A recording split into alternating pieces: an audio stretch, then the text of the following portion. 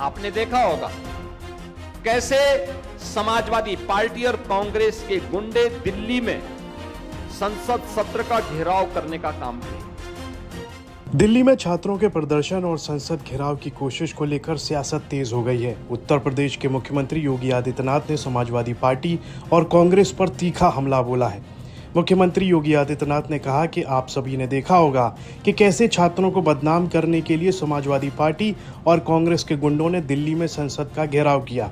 उन्होंने आरोप लगाया कि विपक्ष छात्रों के मुद्दों को राजनीतिक हथियार बनाकर अराजकता फैलाने की कोशिश कर रहा है। योगी ने यह भी कहा कि युवाओं के भविष्य के नाम पर राजनीति करने वालों का असली चेहरा देश देख रहा है। आपको पता नहीं,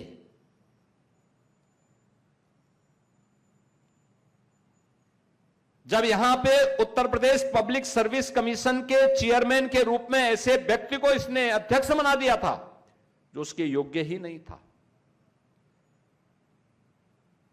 और जब उसके समय में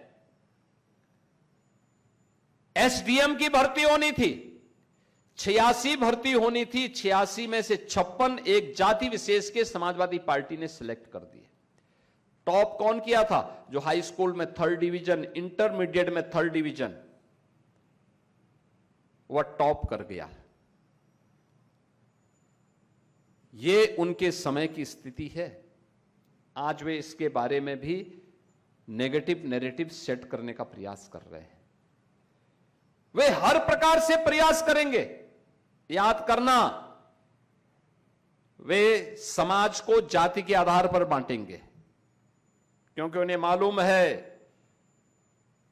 कि जब तक ये समाज एकजुट होकर के भारतीय जनता पार्टी के साथ खड़ा है, तब तक भारत को आगे बढ़ने से कोई रोक नहीं सकता है। जब तक मोदी जी के आह्वान पर भारत की 140 करोड़ जनता एक साथ खड़ी है, तब तक भारत को आगे बढ़ने से कोई रोक नहीं सकता है। और यही इनकी चिंता का विषय है। इसलिए वह पहले समाज को बांटने का पाप कर रहे हैं, जाति के आधार पर फेक अकाउंट गठित करके एक जाति से दूसरी जाति को गाली दे रहे हैं, दूसरी जाति को दूसरी जाति को गाली दे रहे हैं, और फिर जातियों को आपस में लड़ाने का पाप कर रहे हैं।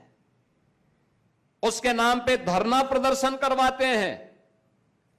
थोड़ा सा मौका मिलता है, याद रखना, इनकी संवेदना किसी गरीब के प्रति नहीं, किसी किसान के प्रति नहीं, किसी गरीब परिवार के प्रति नहीं है।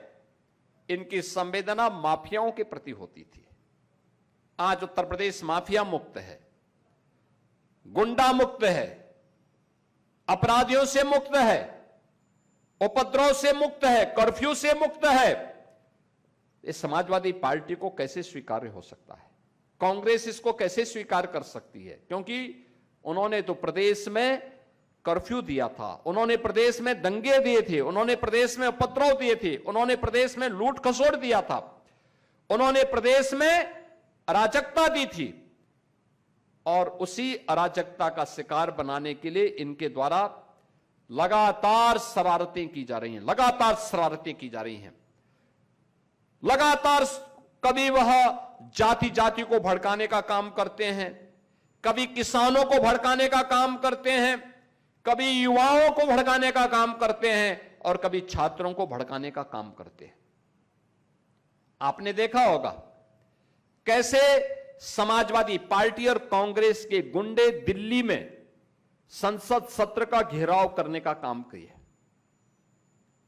कैसे घेराव किए, कैसे तोड़फोड़ कराए। सीएम योगी ने दावा किया कि भाजपा सरकार युवाओं के हितों और पारदर्शी व्यवस्था के लिए प्रतिबद्ध है, जबकि विपक्ष छात्रों को गुमराह कर राजनीतिक लाभ लेने की कोशिश कर रहा है। हालांकि विपक्ष के नेता, फिर चाहे सपा प्रमुख अखिलेश यादव हो या फिर leader of opposition Rahul Gandhi, सभी लगातार छात्रों के साथ खड़े होने की बात कह रहे हैं। सपा, कांग्रेस और दूसरे विपक्षी दलों का कहना है कि उनका प्रदर्शन छात्रों के मुद्दों और कथित पेपर लीक के खिलाफ था और सरकार असली सवालों से ध्यान भटका रही है।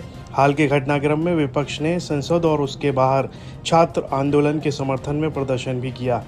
इस पर आपकी क्या राय है? कमेंट बॉक्स में लिखकर जरूर बताइए।